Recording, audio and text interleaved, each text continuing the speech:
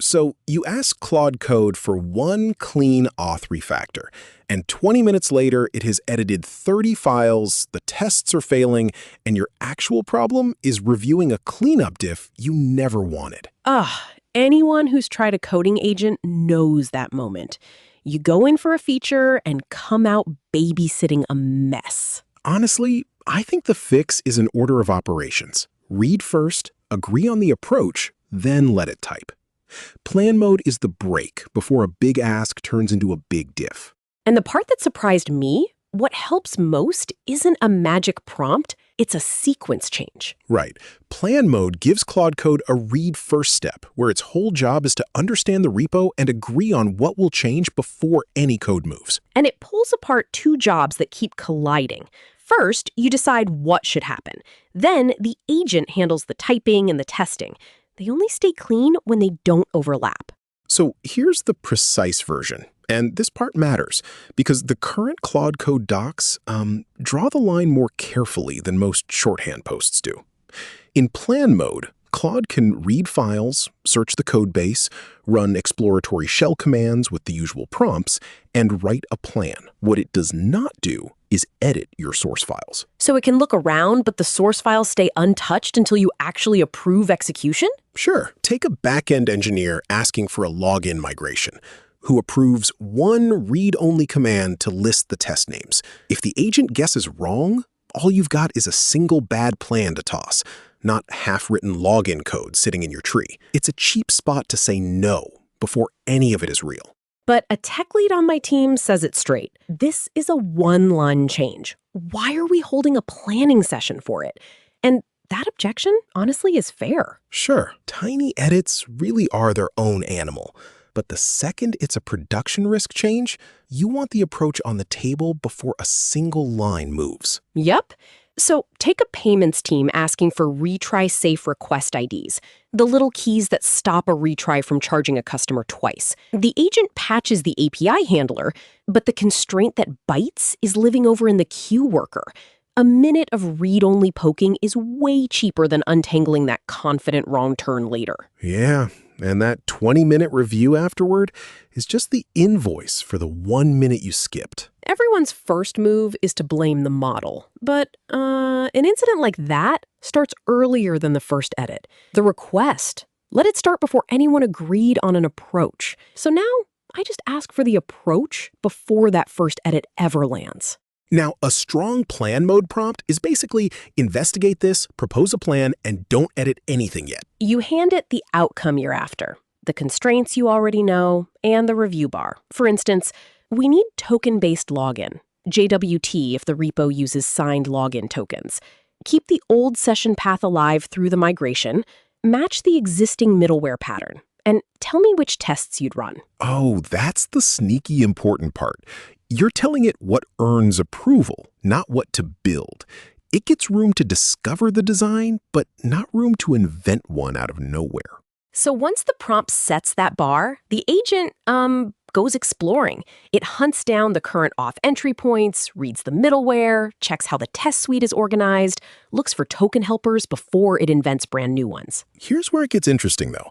What actually counts as real exploration instead of grepping for one familiar file name and calling that a plan? Yeah, the plan has to be grounded in whatever it actually turned up.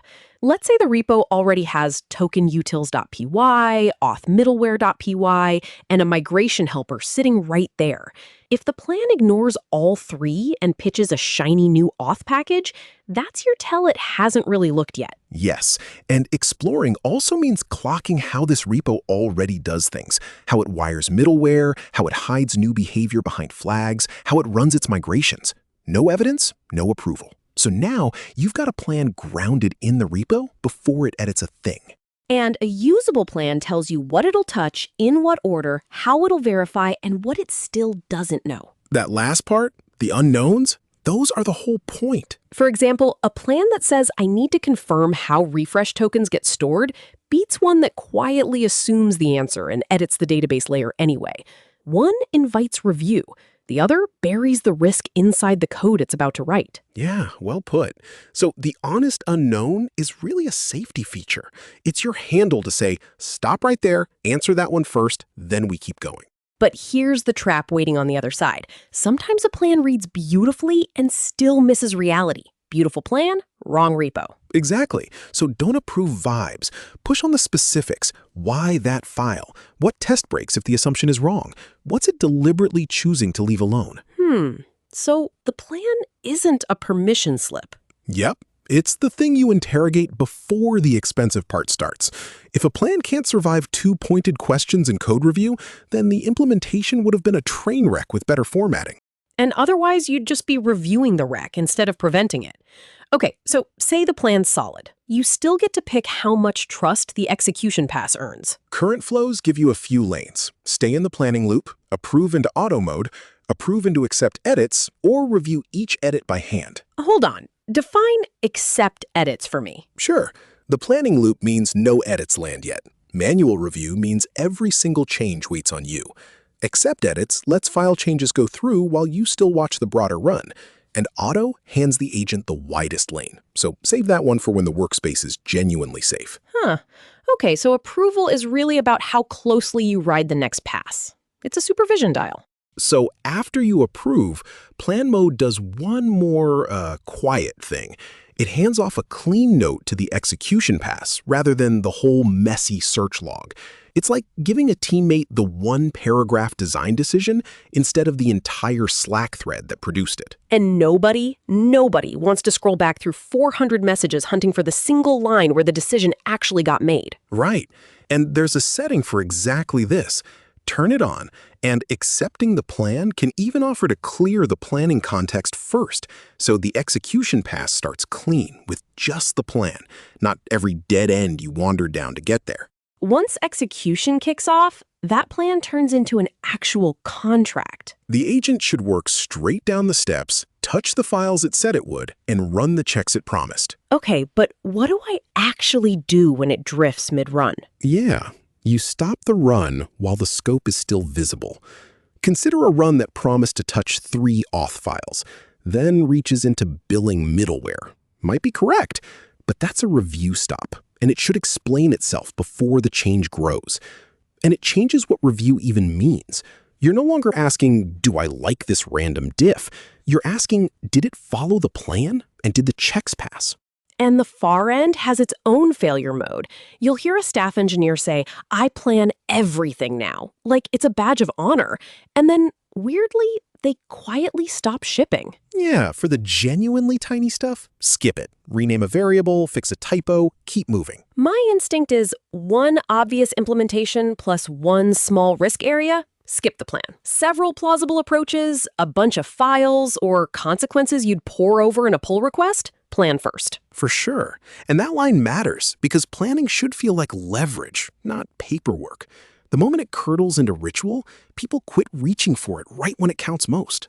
So this is the analogy that finally made it click for me. Imagine a strong engineer walking up to your desk and going, I can make this change right now. And your answer should be, great. First, walk me through your approach. And said out loud like that, it stops sounding like an AI feature. It's just the review you'd want on any serious change anyway. Right. And the way I've always seen it, good engineering starts by agreeing on limits up front.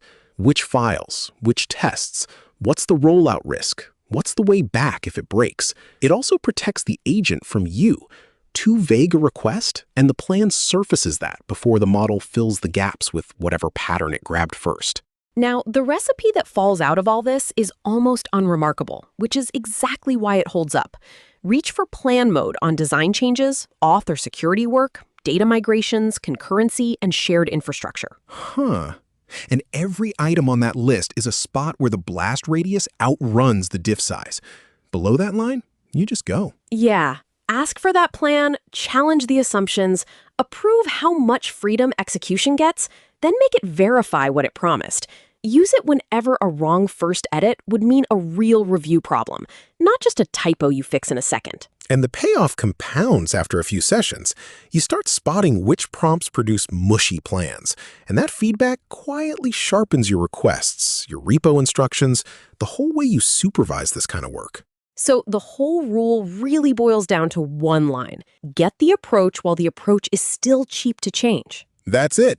Plan mode is the fix for the most expensive agent failure. The wrong approach shipped with full confidence. It hands the approach back while changing your mind still costs almost nothing.